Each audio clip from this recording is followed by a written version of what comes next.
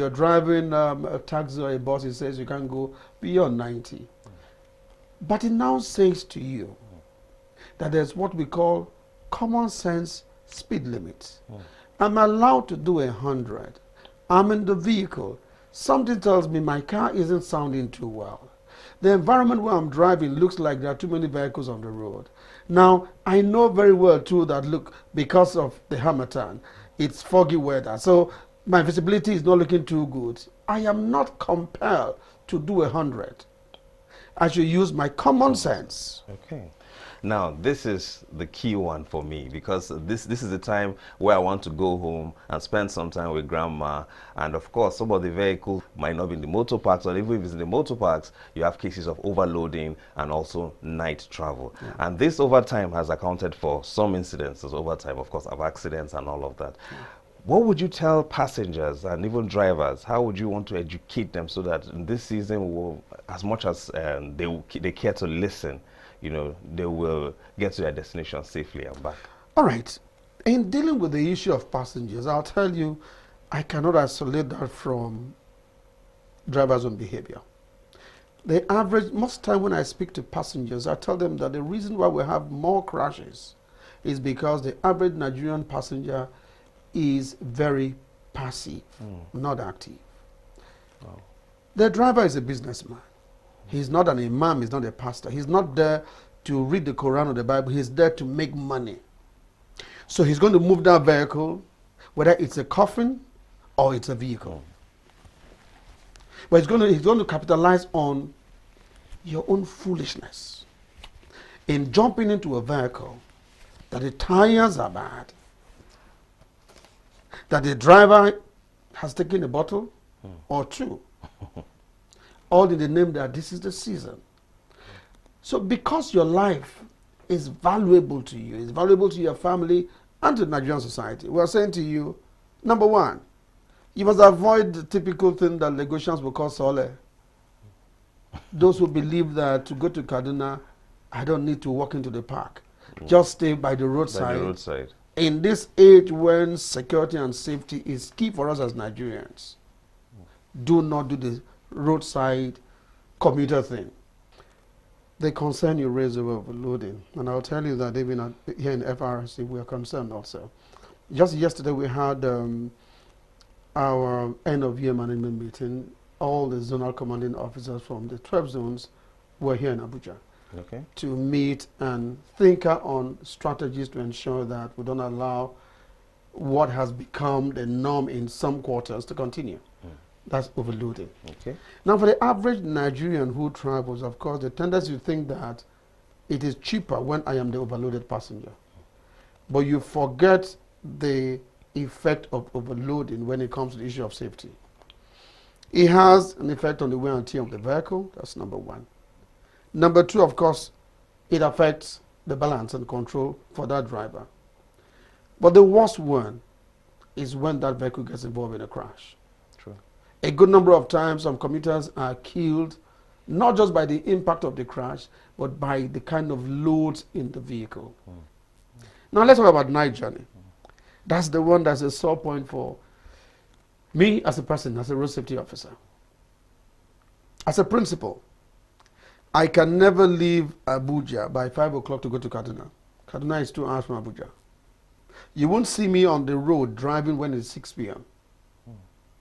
I'm conscious of the fact that, look, yes, you're driving what we call a tear rubber, brown new vehicle. Tires are sound. The engine is okay. The electrical system is perfect.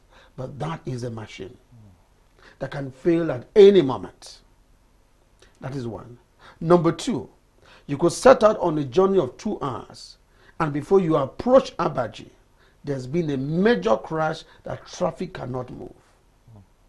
Or it could be armed robbery, operations going on. And suddenly you are trapped.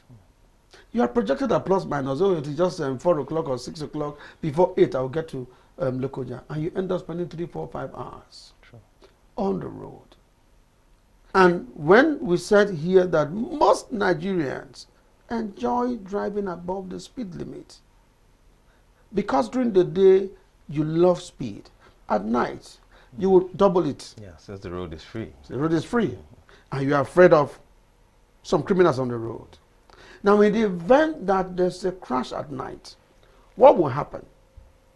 If you were driving past such a vehicle at 10 p.m., would you stop? Not likely. Because you're bothered about your own safety.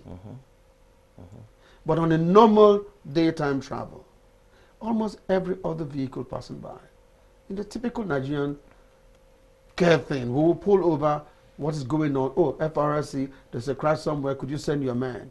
At night, nobody's going to pull over. At night, because they won't pull over, help won't get to you in good time. Thank you very much, sir. This has been quite interesting. Well, viewers, if you just joined us, we've been discussing road travel, especially in the Yuletide season. We'll go on a short break, and when we return, we'll continue with our discussion. Please, don't go away.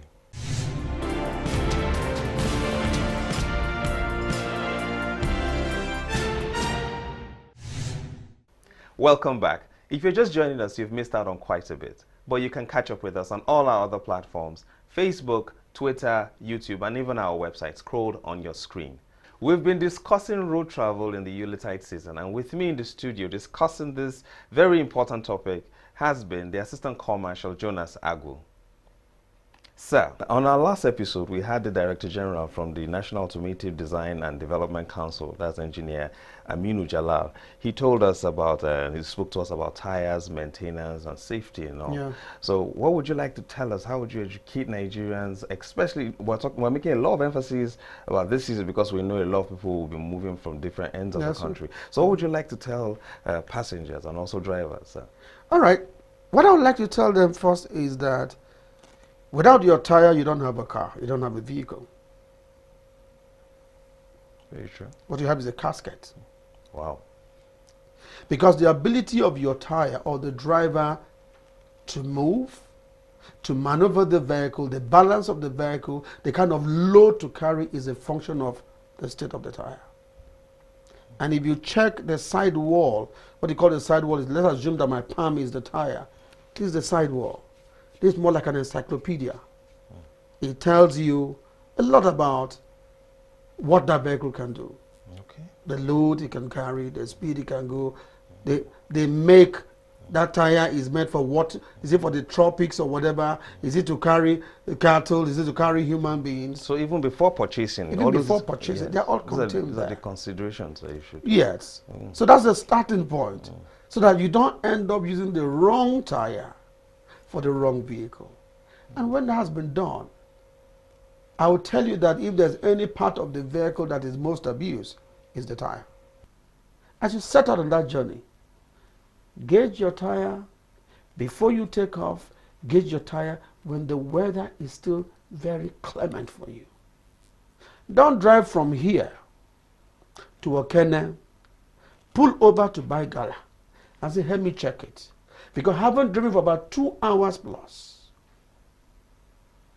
The gauge you're going to get at Okene will not be the normal reading. If you attempt to say inflate it, you might end up with a crash happening. There are some things that we should pick about tires. But like I said, know that your tire gives life to that vehicle. What other human factor would you say we should be aware of, especially, of course?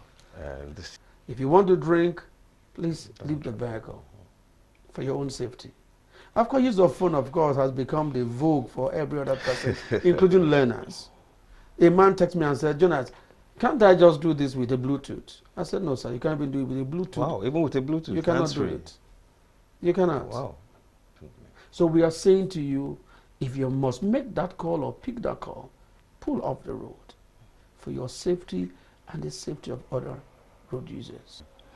Recently, the Director General of the CPC, alongside management staff and some other members of staff, paid a visit to the Federal Road Safety Corps here in the headquarters in Abuja.